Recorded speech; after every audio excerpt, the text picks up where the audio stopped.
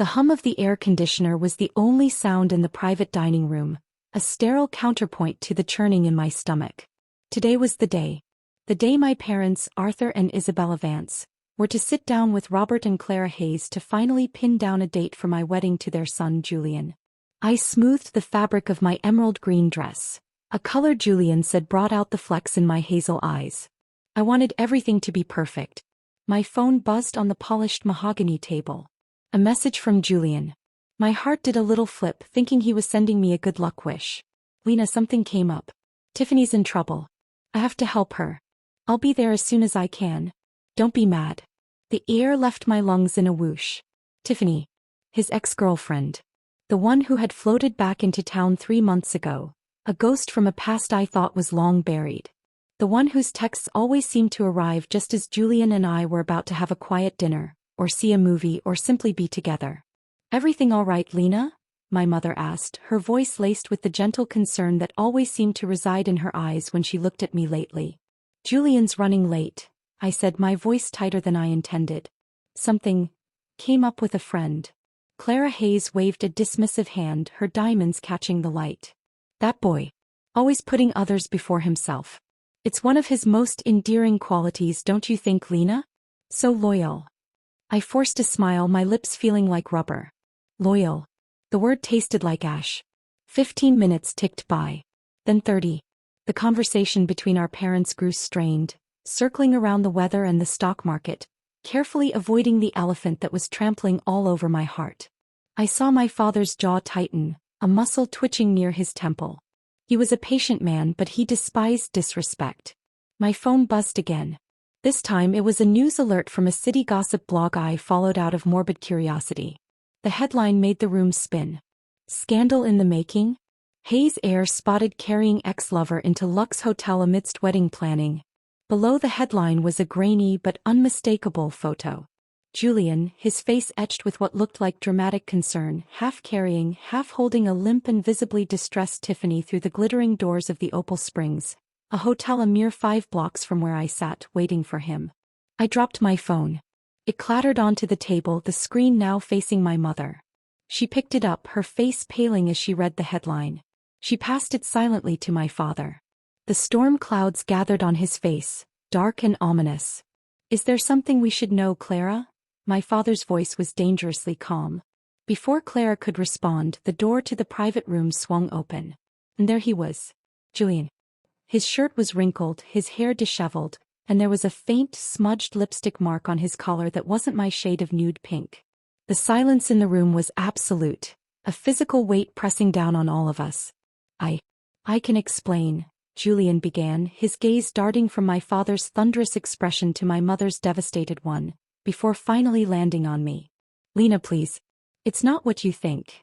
You took your ex-girlfriend to a hotel on the day our parents are meeting to discuss our wedding, I said, my voice surprisingly steady, devoid of all the emotion raging inside me. What precisely is it that I'm not thinking? Robert Hayes, Julian's father, cleared his throat. He was a large man used to commanding rooms, but even he seemed momentarily discomfited. Clara, however, found her voice first. Now, Lena dear, let's not jump to conclusions, she said, her tone dripping with condescending placation. I'm sure Julian had a perfectly good reason. This just proves my son is loyal and honorable. He has good character. He cares about people. Shouldn't that make you feel secure? It proves he'll always take care of you. I stared at her, utterly dumbfounded. The mental gymnastics required to arrive at that conclusion were Olympic level. Exactly, Julian chimed in, seizing the lifeline his mother had thrown him. Tiffany was drugged, Lena. At that bar downtown. She called me terrified. She had no one else to turn to. What was I supposed to do? Leave her there? You're not that kind of person. I'm not that kind of man. Drugged, I repeated flatly. And the solution was a hotel room? Not, say, a hospital. Julian had the decency to look slightly abashed, but he doubled down. She was hysterical. She didn't want to go to a hospital. He was scared. I got her a room to sleep it off. I stayed to make sure she was okay. So, I left the moment she fell asleep. I looked at the lipstick on his collar, at the rumpled state of his clothes, and I knew, with a certainty that felt like a shard of glass in my heart, that he was lying. He hadn't just stayed to make sure she was okay. My parents were speechless, their faces dark with a mixture of fury and humiliation. This was supposed to be a happy day, a unification of two families. Instead it was a circus, and I was the pathetic clown whose fiancé had chosen another woman over her on one of the most important days of our lives. It was in this suffocating moment of absurdity that another voice cut through the tension, cool and clear as a mountain stream. He's lying. All heads turned. Leaning against the doorframe which he had apparently been observing from for who knows how long, was Julian's half-brother Xander Hayes. Xander was everything Julian was not. Where Julian was all boyish charm and careless energy, Xander was intensity and quiet control. He was the son of Robert's first wife, a legendary beauty and brilliant entrepreneur who had died when Xander was young. He'd inherited her sharp mind and her fortune, building his own business empire that now dwarfed the Hayes family holdings. He was a man who spoke rarely, but when he did, people listened. He pushed off the doorframe and walked into the room, his presence immediately commanding the space. He was dressed in an impeccably tailored dark suit, a stark contrast to Julian's dishevelment. "Xander," Robert said, a warning note in his voice. "This is a private matter." "Is it?" Xander's gaze swept over the assembled group, lingering for a moment on my shattered expression before turning back to his brother. "It seems to be a very public display of poor judgment. She wasn't drugged, Julian. She took a recreational stimulant that she's used before, mixed it with alcohol and had a bad reaction. The bouncer who called you told you as much. You chose to play the hero in a drama she orchestrated." Julian's face flushed a deep, angry red. "You don't know what you're talking about. You're always trying to make me look bad." Xander ignored him, his attention now fully on me. His eyes, a deep, penetrating gray, held mine. "Lena, he's not worth your tears. Or your future." Then he did the most astonishing thing. He reached into the inner pocket of his suit jacket and pulled out a small black velvet box. He didn't open it. He simply held it out to me. "The purpose of this meeting was a family alliance, was it not?" he said, his voice calm and deliberate, yet ringing with an undeniable authority. "The Vances and the Hayes joining forces. Julian has just demonstrated his profound unworthiness to represent the Hayes name in such a union. However, I am also a Hayes. And I am a man of my word. If the alliance is still desirable, marry me." I looked from Julian's guilty, furious face to Xander's calm, resolute one. I looked at the small velvet box in his hand. This was madness. Absolute, breathtaking madness. I had known Xander for years, but only in passing. He was a quiet, formidable presence at family gatherings, always observing, rarely participating. He was the unattainable star in our social firmament, a genius who had graduated from MIT at 16, a billionaire by 25. He was a myth, not a man. But in his eyes I saw no mockery, no game. I saw a stark, simple offer, an escape.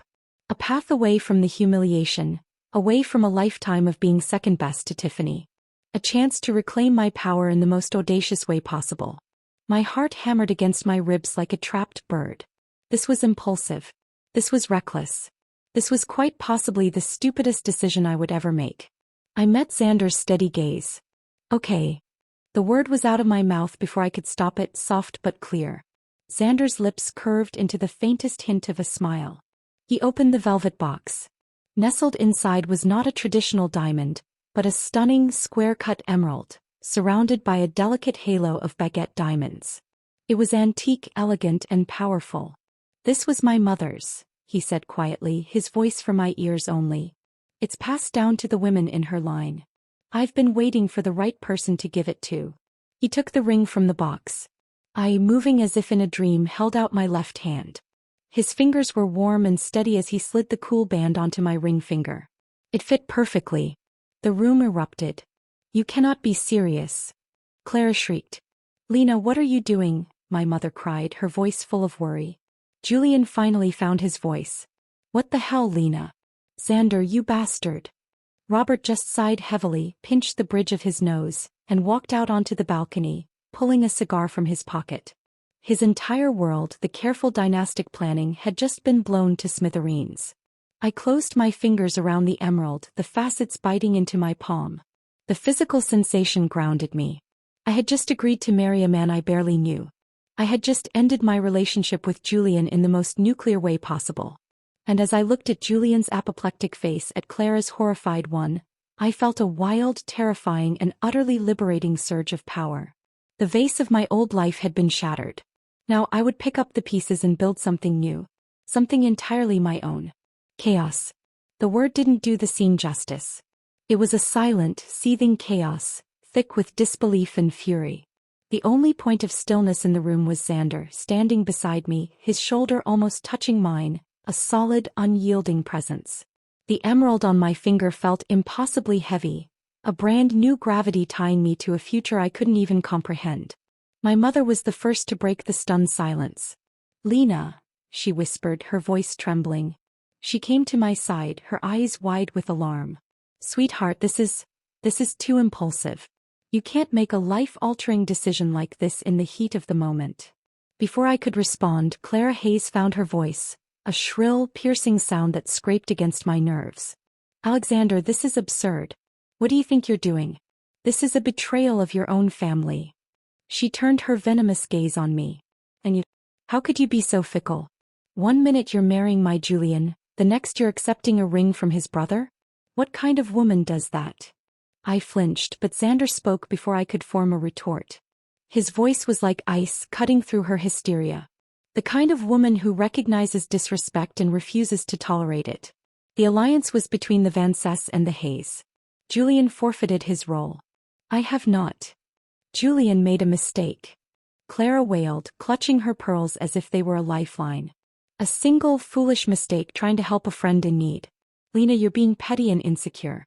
Men appreciate women who are gentle, generous, and understanding. The more you fuss, the more you'll push him away. He and Tiffany were over ages ago. If they weren't, where would you even fit in? That did it. The condescension, the blatant rewriting of reality, ignited a cold fire in my chest. My father, who had been quietly fuming, finally stepped forward, his protective instincts overriding his shock. "Petty?" my father, Arthur, boomed, his voice echoing in the room. "My daughter is not petty, Clara. She has just been publicly humiliated by your son on what was supposed to be a significant day for our families. We came here in good faith and we have been met with lies and infidelity. Do not dare to lecture my daughter on how she should feel."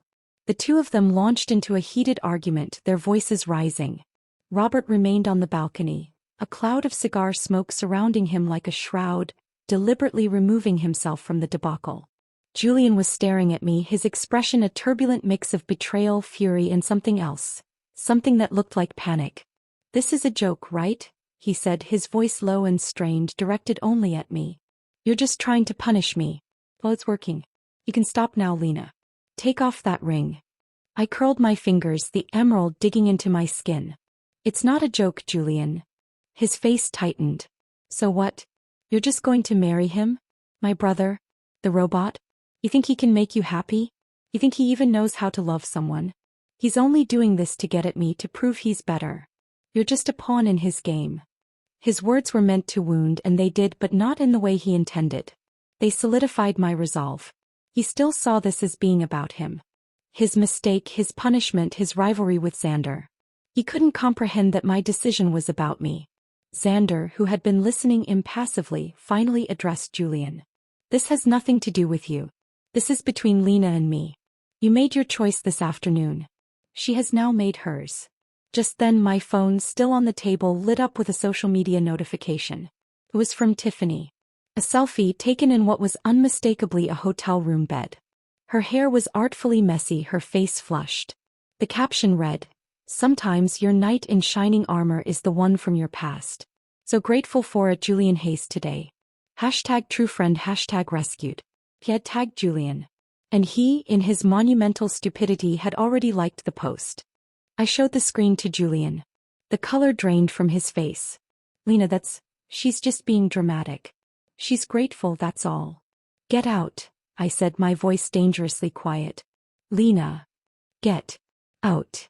The command was final. He looked from my stony face to Xander's impassive one, to his arguing parents and my furious father.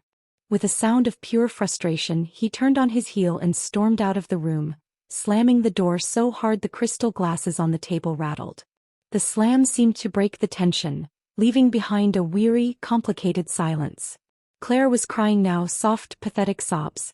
My mother put a comforting arm around my shoulders, though her body was still rigid with tension.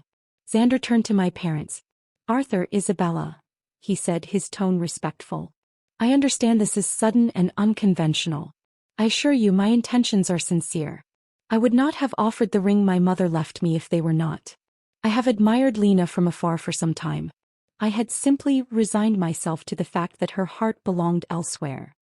He glanced at the door through which Julian had just exited. "Circumstances have changed." My parents were silent, studying him. They knew his reputation.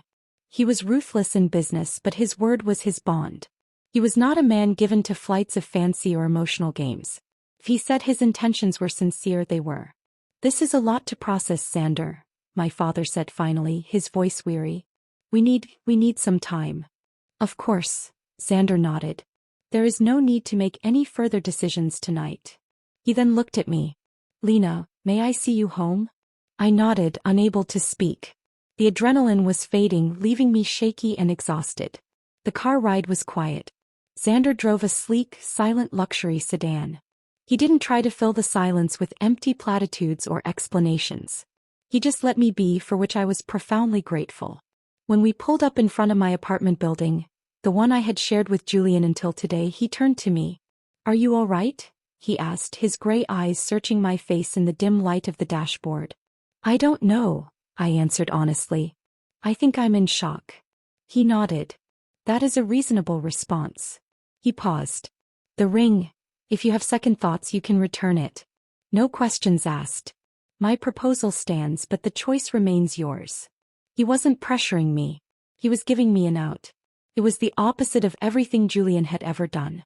Julian would have guilt-tripped, begged, or gotten angry. Xander was simply stating a fact. "I'll keep it for now," I whispered. A ghost of a smile touched his lips. "Good night, Lena." "Good night, Xander. And thank you for what you did in there." "I didn't do it for thanks," he said simply. "I did it because it was the right thing to do." I got out of the car and walked into my building, my legs feeling like jelly. As I stepped into the elevator, the reality of my situation crashed down on me. I was alone. The man I thought I was going to marry was probably on his way to comfort his drugged ex-girlfriend, and I was now unofficially engaged to his enigmatic, intimidating half-brother. When I entered the apartment, the silence felt accusing. Julian's sneakers were by the door. His favorite coffee mug was in the sink. The life we had built together was everywhere. I walked through the rooms, my heart aching with a profound sense of loss. I hadn't just lost a fiancé, I'd lost a future I had carefully constructed in my mind. I ended up in the walk-in closet we shared. I stared at his rows of suits, his shelves of sweaters. With a sudden, fierce resolve, I pulled out a suitcase from the top shelf and began packing his things. I wasn't gentle. I shoved his clothes, his watches, his stupid collection of vintage sunglasses into the suitcase. I worked until sweat beaded on my forehead and my arms ached. When the suitcase was full, I dragged it to the front door. Then I went back and started on another. I was purging him from my space, from my life. Hours later, surrounded by 4 overstuffed suitcases and several boxes, I finally stopped. I was exhausted physically and emotionally. I sank onto the floor, leaning against the wall, and finally let the tears come. They were silent, heaving sobs for the death of a love I now realized had been sick for a long time. I cried for the betrayal, for the humiliation, for the terrifying uncertainty of the path I had just chosen. As I sat there in the dark, my phone lit up. It was a direct message from Tiffany. It was a photo of Julian, fast asleep on what looked like her sofa. He was shirtless, a blanket draped over his waist. The caption was a masterpiece of passive aggression. "Some people don't know how to cherish a good man. I do. #grateful #real connection." A fresh wave of nausea washed over me. But this time it was followed by a surge of cold clarity. I was done. Done with their drama, done with their lies. I clicked like on her post. Then I commented, "Go for it. Hope you get to be the main woman soon." I put my phone on airplane mode, crawled into my bed alone, and fell into a deep, dreamless sleep, the weight of the emerald ring a strange comfort on my finger. The morning light was unforgiving. It streamed through the gaps in my blinds, illuminating the dust motes dancing in the air and the stark reality of Julian's absence. The suitcases by the door were a silent testament to the nuclear option I had chosen. A part of me, the part that had loved him for 3 years, ached with a hollow emptiness. The other part, the part that had spoken to Xander, felt a grim sense of finality. I avoided my phone for as long as I could, brewing a strong cup of coffee and staring out the window at the city coming to life. Finally, curiosity and dread got the better of me. I powered it on. A torrent of notifications flooded the screen. Dozens of missed calls from Julian. Texts that ranged from pleading to furious. "Lena, call me. This is insane. You can't actually be serious about Xander. Are you really that vindictive? Tiffany cried all night because of your comment. If you have any heart, you'll apologize to her." I rolled my eyes so hard I saw my own brain. Apologize to her? The audacity was breathtaking. He was still orbiting her, still prioritizing her feelings over the crater he had blown open in our relationship. His messages were a masterclass in deflection, painting me as the unreasonable villain in their twisted little play. I didn't respond to a single one. Instead, I called a locksmith and scheduled an immediate lock change. Then I called a courier service to have Julian's belongings delivered to the Hayes estate. I was drawing a line in the sand brick by brick. With the logistics in motion, a strange sense of purpose settled over me. I spent the day cleaning the apartment from top to bottom, scrubbing away every trace of him. It was cathartic in a brutal way. I was reclaiming my space. Over the next few days, a tense silence fell. My parents checked in daily, their concern palpable, but they respected my need for space. Xander sent a single, simple text. "I hope you are well. The offer remains." It was polite, distant, and strangely reassuring. He wasn't crowding me. Julian, on the other hand, seemed to be spiraling. Deprived of a response from me, he took to social media. My feed became a gallery of his and Tiffany's exploits. Cozy dinners, late-night drives, her head on his shoulder. He was playing a dangerous game, trying to make me jealous, to provoke a reaction. He even liked a comment that read, "Lena Vance is too high maintenance. She's going to lose a good man like Julian." I simply scrolled past, my heart now a fortified castle he could no longer breach. His attempts looked exactly like what they were, the pathetic flailings of a guilty man. A week after the disastrous meeting, I decided I needed to get out of the apartment. I needed to feel normal again, to be around people who weren't involved in my personal soap opera. I went to the city's most upscale mall, losing myself in the mindless comfort of retail therapy. I was browsing through a rack of silk blouses when I felt a familiar prickle on the back of my neck. I looked up, and across the crowded atrium our eyes met. Julian. And of course Tiffany, attached to his arm like a glittering barnacle. His body went rigid. The casual smile he'd been giving Tiffany melted away, replaced by a look of stunned surprise. He unconsciously loosened his arm from her grip.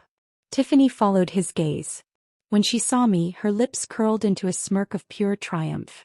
She tossed her honey blonde hair and deliberately snuggled closer to Julian, whispering something in his ear. He didn't respond. He was still staring at me. Then, to my astonishment, he started walking towards me, leaving a momentarily confused Tiffany behind. He stopped in front of me, his face a mask of tension, but a hint of smug satisfaction lurked in his eyes.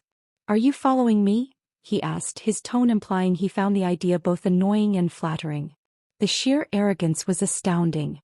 "You overestimate your appeal, Julian," I said coolly, turning to leave. His hand shot out and grabbed my wrist. "Stop making a scene, Lena. Haven't these past few days of me ignoring you made you realize your mistake?" I wrenched my arm free. "I didn't make a mistake." His face darkened. Tiffany sauntered over, linking her arm possessively through his. "So stubborn," she purred, her voice syrupy sweet. "It's so obvious you care. You're just still angry about what happened. In your eyes, I should have just found some random stranger to help me, is that it?" She looked up at Julian, her eyes instantly welling with theatrical tears. "Julian, I guess I deserved it. I shouldn't have come back." That was all it took. Julian's protective instincts, always on a hair trigger for her, flared to life. His expression hardened as he looked at me. "Do you have to be so malicious?" he snapped, his voice rising. That was the final straw. The accusation, the blatant manipulation, the utter lack of remorse. "Get lost," I said, my voice low and venomous. You're disgusting. I turned and walked away, my entire body trembling with a rage so pure it was almost exhilarating. Behind me, I heard his enraged shout. If you keep this up, Lena, don't even think about marrying me. I didn't break stride. His threat was empty. He was already a ghost. That night, I returned to my apartment, emotionally drained. I'd forgotten about the new keys in my purse, fumbling with the lock. As I finally pushed the door open, the sound of laughter, a man's and a woman's, drifted out from the living room. My blood ran cold. I had forgotten one crucial thing in my purge, changing the digital passcode for the smart lock. Julian must have used his old code. I stood frozen in the entryway listening. They were so engrossed in each other they hadn't even heard me come in. Tiffany's saccharine voice was unmistakable. Oh, Julian, you're so good to me. But if you're too good, your girlfriend will get angry. She let out a theatrical sigh. After all, she comes from such a good family, so pampered. Not like me, all alone in the world. I could practically hear the violins. Julian, ever the sucker, made a comforting sound. Don't say that, Tiff. You know I'll always take care of you.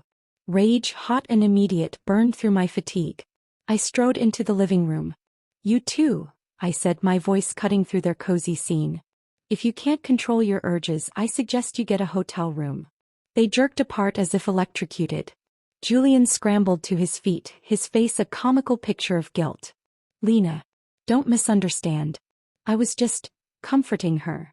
I didn't even look at him. My gaze was fixed on Tiffany, who was looking at me with undisguised hatred. This has nothing to do with me, I said, pointing towards the door. If you're done, you can leave. This is my home and you are not welcome. The guilt on Julian's face morphed into indignation. Tiffany, however, saw an opportunity. She stood up, planting her hands on her hips. Can you stop thinking so dirty for 1 second? She sneered. We're innocent, so we have nothing to hide. You're just so high maintenance, even deliberately tattling to Mrs. Hayes that you wanted to call off the engagement. It's pathetic. Aren't you afraid Julian might actually not want you anymore? A woman should be more sensible. I actually laughed, a short, sharp sound. As a fellow woman, I said, my voice dripping with sarcasm, I truly feel sorry for you. Something snapped in her eyes. The carefully constructed mask of victimhood shattered, revealing the spite beneath. Before I could react, her hand flew through the air, connecting with my cheek with a stinging crack. The force of it snapped my head to the side. For a second my mind went blank, buzzing with the shock and the pain. Then pure instinct took over. I raised my own hand to strike back. Julian caught my wrist in a vice-like grip. He looked at the red mark blooming on my cheek, and for a fleeting second I saw a flicker of pity. But it was gone in an instant, replaced by a rigid self-righteousness. Stop making a fuss, Lena, he said, his tone firm. You said too much. You deserved that. I deserved it. Those 3 words broke the last fragile thread holding me to him. Enraged, I swung my other hand with all my strength and slapped him hard across the face. The sound echoed in the sudden silence. Julian's head whipped to the side. He stood there, stunned, a red handprint vivid on his cheek. The storm gathered in his eyes, his forehead vein throbbing. He looked truly dangerous. It was in that frozen, volatile moment that Tiffany gasped. Her eyes were fixed on my left hand. He looked at the ring again, his expression softening into a weird, possessive covetousness. Remove that ring. My jaw dropped. The audacity was galactic. Seeing my resistance, Julian's face hardened again. He moved towards me, intent on taking the ring by force. I said, take it off. Get away from me. I shouted, struggling as he grabbed for my hand. We struggled, knocking against the vase. It wobbled, teetered, and then crashed to the floor, shattering into 1,000 pieces. A sharp pain lanced through my calf. A shard had sliced through my skin, drawing a thin line of blood. But Julian's eyes were only on the ring. Tiffany stood behind him, a look of pure, unadulterated triumph on her face. Take it off, Julian repeated, his voice a feral snarl, his fingers closing around my wrist like a manacle. Don't make me hurt you. And in that moment I believed he would. Take your hands off her. The voice from the doorway was like a whip crack, cold, authoritative, and vibrating with a fury I had never heard before. We all froze. Standing in the open doorway, dressed in a black suit that seemed to absorb the light, was Xander. His expression was glacial, his gray eyes fixed on Julian with a terrifying, murderous intent. Time seemed to stutter to a halt. The only sound was the ragged pull of my own breath and the faint tinkle of a final piece of ceramic settling on the floor. Xander's presence filled the entryway, a dark storm contained within the frame of my apartment door. The air grew thick and heavy, charged with a danger so palpable I could taste it, metallic and sharp on my tongue. His icy gaze swept over the scene. The shattered vase, the blood trickling down my calf, Julian's hand still locked like a vice around my wrist, and Tiffany cowering behind me. In 3 long strides, Xander was at my side. He didn't shove Julian away. He simply placed a hand on his brother's arm, his fingers digging into a pressure point. Julian gasped, his face contorting in pain, and his grip on me went slack instantly. Xander's attention was immediately on me. The murderous intent in his eyes vanished, replaced by a fierce, focused concern. He knelt, his movements fluid and precise, ignoring everyone else in the room. "Let me see," he said, his voice low and gentle, a stark contrast to the command he had issued moments before. His fingers, surprisingly warm, gently brushed against the cut on my calf. He examined the gash on the back of my hand where Tiffany had scratched me during the struggle for the ring. His jaw tightened, a muscle feathering along his jawline, but when he looked up at me, his expression was carefully controlled. "We need to get you to a doctor," he stated, his tone leaving no room for argument. "It's just a scratch," I protested weakly, my body beginning to tremble now that the immediate threat was over. He didn't reply. Instead, he pulled a pristine white handkerchief from his pocket, who even carried those anymore, and pressed it gently against the bleeding scratch on my hand. Then his gaze lifted and landed on Tiffany. The temperature in the room seemed to drop 10 degrees. Watching me, Julian finally found his voice, a strangled, outraged cry. "Lena, are you seriously thinking to get married to my own brother?" Xander straightened his cufflinks, a gesture of utter nonchalance that was more intimidating than any shout. "You embezzled company funds last month to pay for Tiffany's birthday party," he stated, his voice flat and factual. "What do you think will happen when the board finds out?" Julian's bravado evaporated. His pupils contracted to pinpricks. "Brother, you investigated me?" A flicker of impatience crossed Xander's face. "Investigate you? You're not that clever, Julian. You left a paper trail a child could follow. You're an embarrassment." He glanced at his watch. "Get out of my sight. You have 10 seconds. Both of you." The dismissal was absolute. Julian, humiliated and terrified, grabbed a sobbing Tiffany by the arm and practically dragged her towards the door. As he passed me, he suddenly stopped, his eyes desperate. "Lena," he pleaded, his voice cracking. "Get out," I said, the words cold and final. They left, the door clicking shut behind them, leaving a silence that was somehow louder than the previous chaos. Xander turned back to me, the storm in his eyes replaced by that unsettling tenderness. He knelt again, his focus solely on my injuries. "We're going to the hospital," he said, his tone brooking no argument this time. "Xander, it's really not necessary. They're just scratches." He looked up, his gray eyes capturing mine. "Don't make me worry," he said softly. The simple plea, coming from a man of such immense power and control, undid me. My resistance melted. I nodded mutely. He helped me to my feet, his arm a solid support around my waist. Just as we reached the door, it burst open again. Julian stood there, his chest heaving, his eyes wild with a desperate, possessive madness. "Lena, you used to say you'd wait for me forever. You said you'd never leave me," he cried, lunging for me. Xander moved faster than I thought possible. In one fluid motion, he pivoted, placing himself between Julian and me, and caught Julian's outstretched wrist. He didn't just grab it. He twisted it, using a leverage that made Julian cry out in pain, his face turning white. "Brother, let go. You're hurting me." Julian whined, struggling uselessly. "She is your sister-in-law now," Xander stated, his voice calm and absolute, each word a nail in the coffin of Julian's hopes. "From this moment on, you will treat her with the respect that title demands." The finality of it shattered Julian. The anger drained from his face, replaced by a dawning, horrified comprehension. This was real. I was lost to him. The last of his bluster evaporated, leaving behind a raw, pathetic panic. He looked at me, his eyes pleading, begging for a lifeline I would never throw again. Lena, please, stop this. I was wrong. I know I was wrong. I looked at the man I had once loved, now brought to his knees not by remorse, but by the consequences of his actions. You know very well, I said, my voice steady, I'm not making a scene. He knew. He saw the truth in my eyes, in the emerald ring on my finger, in the protective way Xander stood beside me. He had pushed me too far and I had fallen not into despair, but into the arms of a man who would never let me fall again. With a choked sob, Julian turned and fled down the hallway, his footsteps echoing into silence. Xander didn't move for a moment, his body still tense. Then he slowly turned back to me, his gaze searching my face. Are you all right? He asked, his voice rough with an emotion I couldn't name. I nodded, unable to speak past the lump in my throat. It was over. Truly over. He squeezed my hand gently, his thumb stroking the back of my palm, right next where the scratch was. Let's go, he said.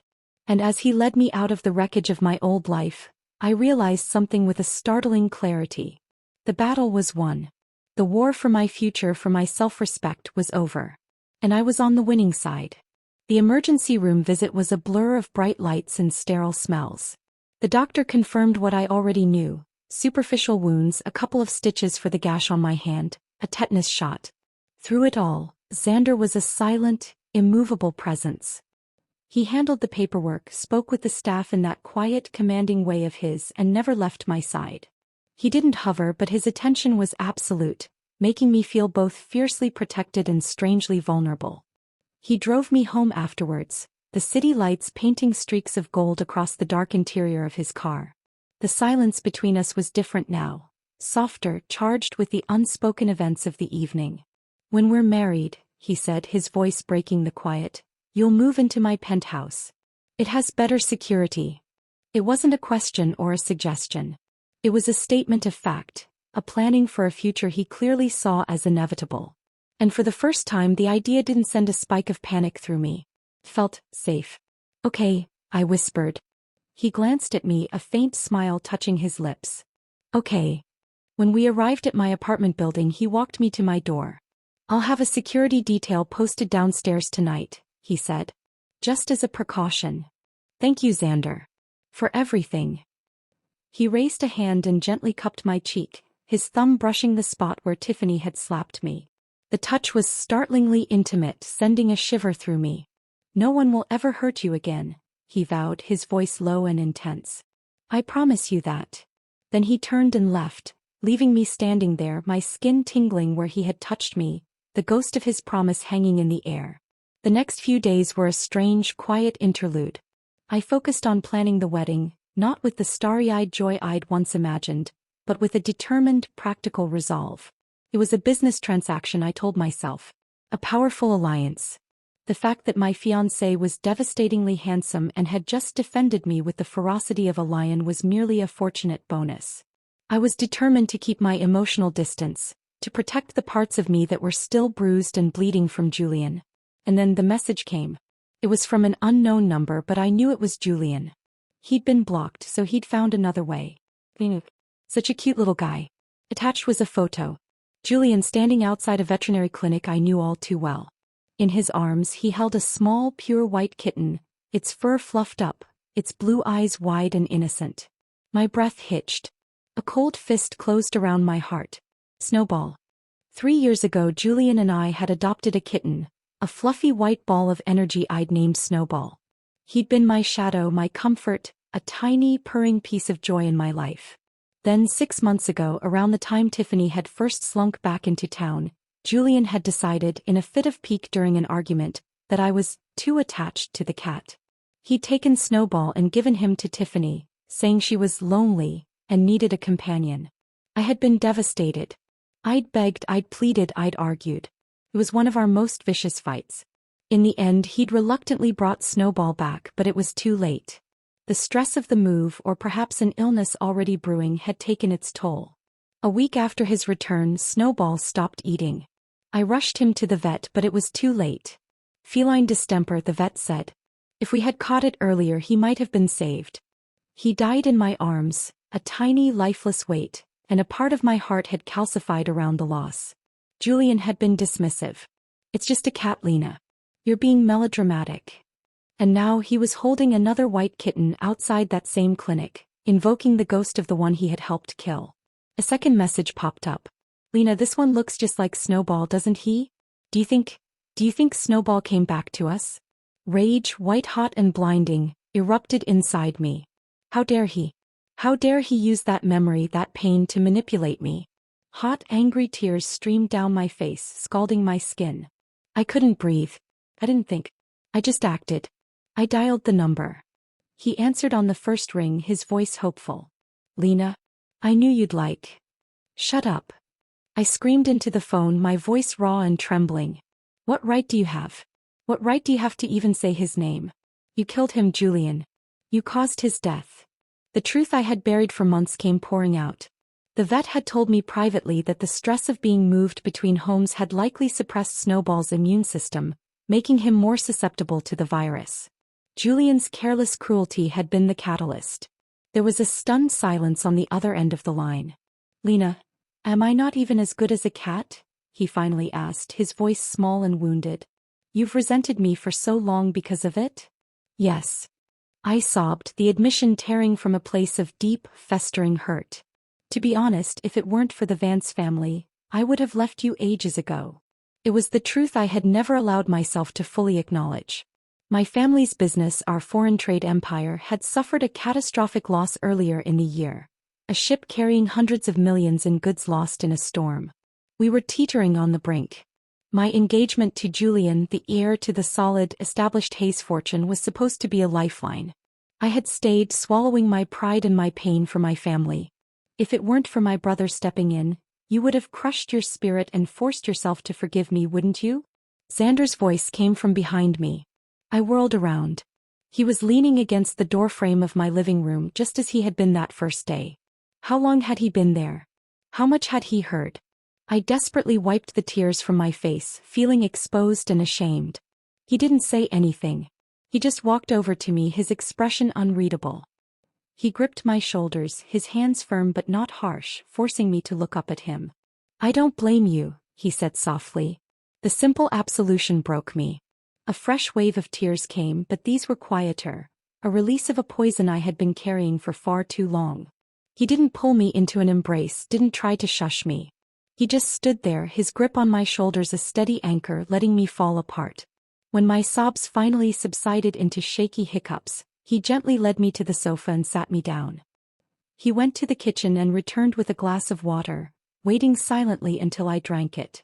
The Vance family's shipping loss, he stated after a moment. It was 80 million, not the 50 reported, wasn't it? I stared at him shocked. How could he know that? We'd kept the true figure a closely guarded secret. He gave a slight, knowing nod. I've already restructured your father's debt. The creditors have been paid. The company is stable. I couldn't speak. I could only look at him, this man who moved in silence, who fixed problems before they could even fully form, who had seen the cage I was in and had simply opened the door. You didn't have to do that, I stammered. I know, he said. I did it because you are going to be my wife. Your burdens are now mine to carry. It was the most breathtakingly possessive and yet profoundly caring thing anyone had ever said to me. He hadn't done it to buy me or to indebt me. He had done it because he saw it as his responsibility. The alliance to him was not just a business deal. It was a partnership. Later that night, unable to sleep, I went to the floor-to-ceiling window in my bedroom. The rain had stopped, leaving the city streets glistening under the streetlights. And there, standing under a lamppost, was Julian. He was holding the white kitten. And then I saw her. Tiffany approaching him. I saw him turn on her, his body language shifting from despondent to violently enraged. Even from 15 stories up, I could see the fury contorting his features. He grabbed her by the throat, shoving her back against the lamppost. I couldn't hear the words, but I could read his lips, shaped by a familiar, ugly snarl. Shut up. If you hadn't seduced me, how would I have made a mistake? His grip tightened. Tiffany's hands clawed at his wrists. Bitch, I found out. You drugged yourself. You did it to stop the wedding, you pathetic whore. My blood ran cold. So Xander had been right. It was all a setup. A calculated, malicious play by Tiffany, And Julian had been a willing, gullible participant. The last shred of doubt, the last tiny hidden part of me that had wondered if there was some sliver of a misunderstanding, evaporated. It was all a lie. From the very beginning. I watched as Julian finally released Tiffany, who slumped to the wet pavement, coughing and crying. He stared down at her for a moment, then threw the kitten carrier onto the ground beside her and stalked off into the night, a broken man consumed by a rage of his own making. I turned away from the window, my heart a cold, hard stone in my chest. There were no more tears left for Julian Hayes. Only the quiet, steady certainty that I had made the right choice. The past was dead. It was time to embrace the future. 3 days later, the Hayes Corporation issued a formal press release. It announced the strengthening of the strategic alliance between the Hayes and Vance families, formalized by the upcoming marriage between Xander Hayes and Lena Vance. The internet, as expected, exploded. It was a scandal connoisseur's dream. The public narrative had, until now, been that I was the lucky fiancé of the dashing Julian Hayes. His social media, until very recently, had been filled with loved-up posts about me. The switch was so sudden, so dramatic, it sent the gossip blogs into a frenzy. Speculation ran wild. I was a gold digger. I was fickle. I had been having an affair with Xander all along. Tiffany, seeing her chance to strike back and reclaim her narrative, went nuclear. She posted a candid, long-lens photo of Xander and me walking together a few days prior. He had his hand on the small of my back, a protective, intimate gesture. Her caption was a masterpiece of venomous implication. Lena Vance, how interesting. Playing both brothers? Some people have no shame. #family alliance, #guess which brother is richer. The trolls and the misogynists who always lurk just beneath the surface of the internet descended on my social media accounts like vultures. My inbox was flooded with hateful messages. I was called a whore, a social climber, a heartless bitch. For a day I felt like I was drowning in a sea of digital vitriol. I was sitting in my apartment, steeling myself to craft a response, when my phone buzzed with an alert. Julian had posted a video. My finger hovered over the delete button, expecting more lies, more attacks. But curiosity won. I pressed play. He was sitting in what looked like his study, but he was a ghost of his former self. His eyes were shadowed, his hair unkempt, his shirt wrinkled. He looked directly into the camera, his expression one of utter exhaustion and defeat. "I need to set the record straight," he began, his voice hoarse. "Lena Vance did not cheat. I did." I nearly dropped my phone.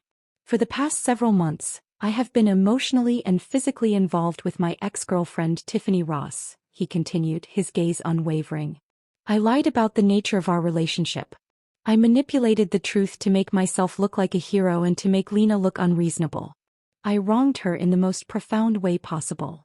He gave a self-deprecating, hollow laugh. Then, to my absolute astonishment, he began to post evidence directly in the video description. Screenshots of text messages between him and Tiffany, explicit in their nature, planning their liaisons. A log of hotel bookings. A voice memo of Tiffany calling herself his official mistress, and laughing about how easy it was to fool me. He was nuking his own reputation from orbit. He was exposing himself and Tiffany to public ridicule and scorn, burning his entire life to the ground. The online tide turned instantly. The comments on his video were a mix of shock and vicious condemnation, but now it was directed at the right people. Well, he just admitted it. This is next-level self-destruction. That cheating scumbag and his mistress deserve each other. Rot in hell. Tiffany was eviscerated. Her social media was flooded with such hate that she was forced to delete her accounts entirely. Julian, however, seemed utterly indifferent to the backlash. A few minutes later, a text came through from another unknown number. I knew it was him. Satisfying, isn't it? I felt a chill. This wasn't an apology. It was a performance. A twisted, self-flagellating act meant to prove, what? That he was sorry? Or that he was so unhinged he would destroy himself to get a reaction from me? I didn't reply. I simply blocked the number. That evening I saw him again. He was standing across the street from my building, just staring up at my window. He looked like a lost soul, a specter haunting the edges of my new life. I knew with a sinking feeling that I had to face him. I had to end this once and for all. I went downstairs. When he saw me emerge from the building, a flicker of desperate hope lit up his eyes. Lena, he breathed, rushing towards me. You came down. I'm only here to tell you to leave me alone, Julian. For good. I can't, he said, his voice urgent, pleading. I won't give up. We're supposed to be together forever. We promised. His words, which would have once melted my heart, now felt like a script from a bad movie. Isn't this better? I asked coldly. You can be with Tiffany openly now. No more sneaking around. No. The word was a panicked cry. I never wanted to leave you for her. Never. His eyes were red-rimmed, desperate. And then, to my horror, he dropped to his knees on the dirty pavement, grabbing the hem of my coat. I regret it. I really, really regret it. I just made a mistake. A mistake any man could make. Can't you give me one chance? Just one. The display was so pathetic, so theatrical, it made my skin crawl. No. But even my brother, he cried, looking up at me, his face streaked with tears. He might wrong you too. How can you guarantee he won't? I didn't even have to think about it. The answer was already there, solid and clear in my mind. I can't guarantee anything, I said, my voice firm. If he wrongs me, I will leave him too. This time I'm prepared for that. The words hung in the cold night air. Julian stared at me, his face a canvas of complex emotions. Pity, shock, disbelief. The old Lena, the one who had loved him, would have said that a betrayal would destroy her. That she would die from the pain. I wasn't that woman anymore. I took a step back, creating a physical and emotional chasm between us. Do you dare to say you didn't develop feelings for Tiffany after she came back? I asked, my voice laced with mockery. He opened his mouth, but no sound came out. The truth was written plainly on his face. He had. He had loved the drama, the validation, the excitement she offered. He had loved us both in his selfish, childish way, and he had lost us both because of it. I looked down at him, this man I had once envisioned a future with, now kneeling in the gutter, and I felt nothing but a distant, weary pity. Goodbye, Julian. I turned and walked back into my building without a backward glance. Behind me, I heard the sound of his heart breaking, not with a bang but with a series of ragged, hopeless sobs. I heard him whispering over and over again, I was wrong. I'm so sorry. But it was too late. The door had already closed. The eve of the engagement party, Robert Hayes, in a move of brilliant preemption, sent Julian out of town to oversee a critical project at a remote branch office. We all knew it was to prevent a scene. The air was thick with a nervous anticipation. This wasn't just a party. It was a coronation, a public declaration of the New World Order. On the night itself, I stood before the full-length mirror in my dressing room. The gown was a custom-made, exquisite mermaid silhouette, the color of crushed midnight sapphires, embroidered with tiny, shimmering crystals that caught the light like scattered stars. On my finger, the emerald ring glowed with a deep, ancient fire. I looked powerful. I looked like a queen.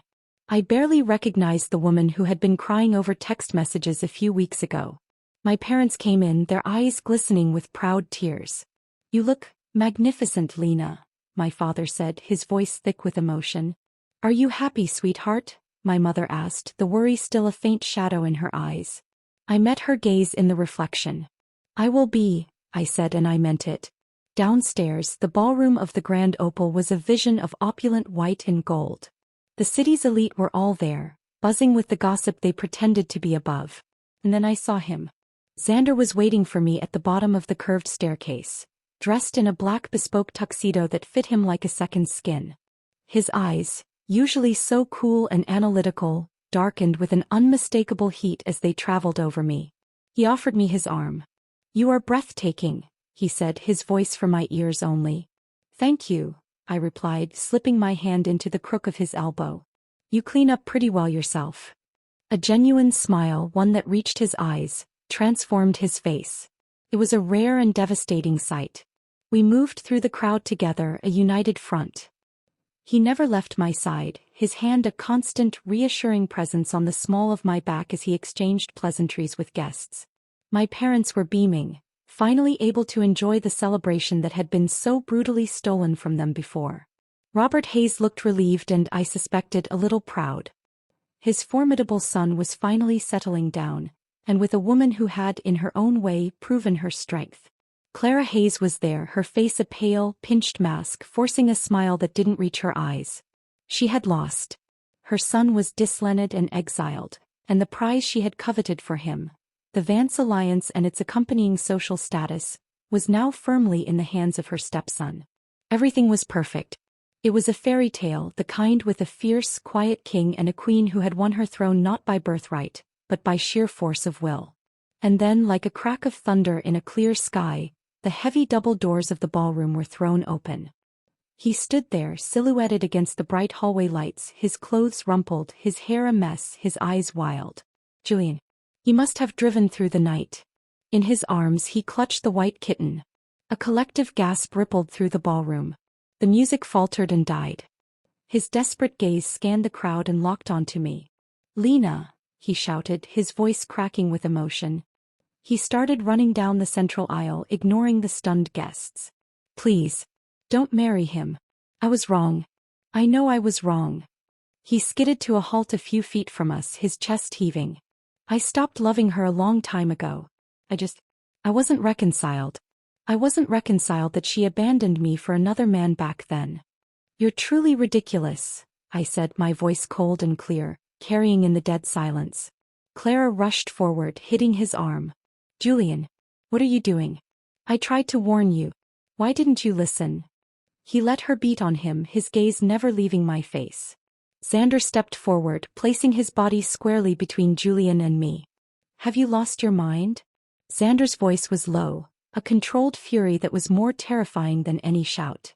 "Do you understand the consequences of causing a scene here?" "I don't care about the consequences," Julian cried, his eyes blazing with a desperate fire. "I don't want anything else, brother. I just want Lena." Clara wailed, "What a mess. This is a disaster." Robert sighed heavily, shaking his head in profound disappointment. My parents moved to my side, a wall of silent support. Julian looked at me over Xander's shoulder, his eyes filled with a bottomless grief. The kitten in his arms let out a plaintive meow. "Lena," he continued, his voice softening into a plea. "Sick. It has cat flu. This time I found the best vet. I'll cure it. I promise. I've always known. I've always known you changed after we lost Snowball." He had known. He had known the depth of my pain and had used it as a weapon, a tool for control. And now he was wielding its ghost, hoping to find a crack in my armor. I stared at the small white creature, my throat tight. I had indeed once told Julian, in a moment of soft, foolish love, that I wished Snowball could be our special witness when we got married. He had laughed and said, "A cat? Don't be silly." My eyes felt hot. I forced my gaze away from the kitten. "But it's not Snowball," I whispered. The last flicker of hope in Julian's eyes guttered and died. "I'm sorry," he choked out. "I don't accept your apology." The words were final, absolute. Xander squeezed my hand, a silent gesture of solidarity. As I turned to leave, Julian made one last desperate sound. "Lena, I finally understand.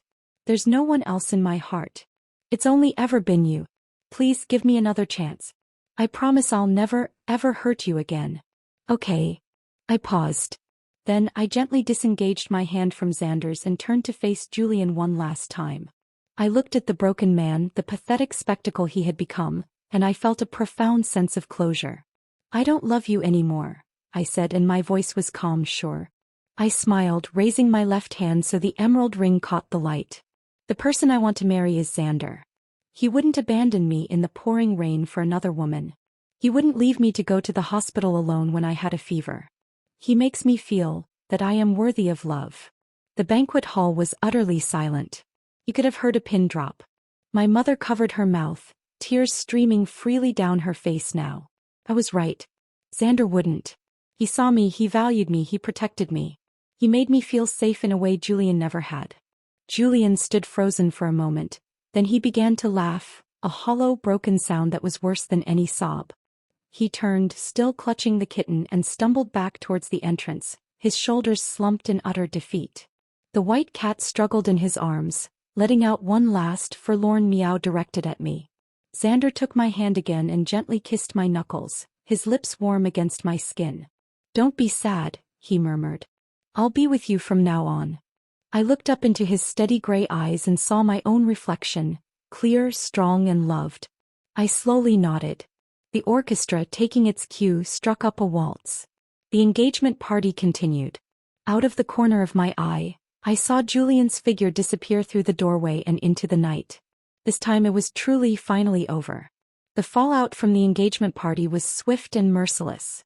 Robert Hayes, his patience finally exhausted, formally removed Julian from the board of directors. He was given a generous trust fund, enough for a life of idle comfort, but stripped of all power and influence within the family empire. It was a gilded cage, and we all knew Julian would rattle the bars until the day he died. Clara's hatred for Tiffany became her sole occupation. Using the full weight of the Hayes name, she systematically destroyed her. She leaked documents to the press detailing Tiffany's messy affairs and substantial debts from her time abroad. Creditors descended upon Tiffany like wolves. Her reputation was in tatters, her life a waking nightmare. The last I heard, she had tried to flee the country, but was caught by her debtors before she could reach the airport. The news showed a brief clip of her being led away by police after a wellness check. She was gaunt, bruised, and barely recognizable. Julian never recovered. He started drinking heavily. He showed up at my apartment one last time, drunk and belligerent, slurring declarations of love. Xander didn't call the police. He went downstairs himself and, in a display of raw, visceral fury I had never seen in him, beat Julian until he could barely stand. He then had him placed on a private jet and shipped to a family-owned estate in Switzerland, with strict instructions to the staff there to keep him isolated. Robert, hearing the full report, finally washed his hands of his youngest son. The heir was lost. The spare had taken the throne. Years melted away, soft and full. Xander and I were married in a quiet, elegant ceremony overlooking the ocean. It wasn't the large society wedding I'd once planned with Julian. It was intimate, real, and utterly ours. The business alliance flourished, merging the Vance resilience with Hayes' innovation into an unstoppable force. My father, freed from the weight of his debt, retired a happy man. The love I shared with Xander was nothing like the tumultuous, dramatic passion I'd had with Julian. It was a deep, steady current, a constant and reassuring presence. It was in the way he'd bring me coffee in the morning, already prepared just how I liked it. It was in the late-night conversations about everything and nothing. It was in the silent understanding that passed between us with a single look. He was my partner, my best friend, my sanctuary. Our daughter, Alara, was born 2 years later. She had my hazel eyes and Xander's calm, observant nature. She was the center of our universe, a joyful, bright little soul who filled our home with laughter. It was at her preschool parent-child event, helping her glue sequins onto a cardboard crown, that I got the news. A call from Clara, her voice distorted by tears and static. Julian was dead. He had never kicked his addictions. Cut off from his family's money and sinking deeper into despair, he had turned to crime to fund his habits. During a botched convenience store robbery in Zurich, he was shot and killed by the store owner. It was a sordid, lonely, and utterly preventable end. We flew back for the funeral. It was a bleak, rainy affair. Clara was hysterical, her grief made sharp by a lifetime of enabling. Robert, looking 20 years older, suffered a mild heart attack at the graveside and had to be hospitalized. Xander handled all the arrangements, his face a stoic mask, but I saw the grief in the tight set of his shoulders, in the way he held my hand a little too tightly. He had loved his brother despite everything. He had tried to save him, to steer him, and in the end he had been forced to banish him. Julian's death was a tragedy, but it was also the final, sad chapter of a story that had ended for me long ago. That night, after we had put a sleepy Alara to bed, we stood on the balcony of our home, looking out at the city lights. Xander stood behind me, his arms wrapped around my waist, his chin resting on my shoulder. I could feel the slow, steady beat of his heart against my back. Then I felt a dampness on my neck. I turned in his arms. In the moonlight, I saw the tracks of tears on his cheeks. He was crying. Silent, aching tears for the brother he had lost, for the boy Julian had once been. "Lena," he whispered, his voice thick. "I never wanted him to die. But I don't regret sending him away. I won't allow anyone to covet my wife." The raw possessiveness in his words should have frightened me. Instead, it filled me with a fierce, protective love. I pulled him closer, wrapping my arms around him, gently patting his back as he finally let his grief show. "It's okay," I murmured into his chest. "It's okay, Xander. I'm here. I'm not going anywhere. We stood like that for a long time, two souls anchored in the storm, finding solace in each other. In the distance, a church bell chimed, its sound clean and clear on the night air. A movement caught my eye. A white cat, not a kitten but a full-grown, elegant creature, jumped onto the railing of the balcony. It paused, its green eyes regarding us serenely for a moment, its tail giving a lean-full flick. The tip of its tail brushed against a silver photo frame on the small patio table. Inside the frame was a picture of Xander and me, taken on our wedding day. I was looking at the camera, laughing, truly happy. And Xander was not looking at the camera at all. He was looking at me, his gray eyes filled with a love so deep, so unwavering, it took my breath away even now. The cat gave one last, inscrutable look, then leaped soundlessly into the night and was gone. I turned back to Xander, reaching up to wipe the last of the tears from his face. He captured my hand, pressing a kiss to my palm. "Let's go inside," he said softly. I nodded. Together we turned our backs on the ghosts of the past and walked into the warm, bright light of our home and our future. The end.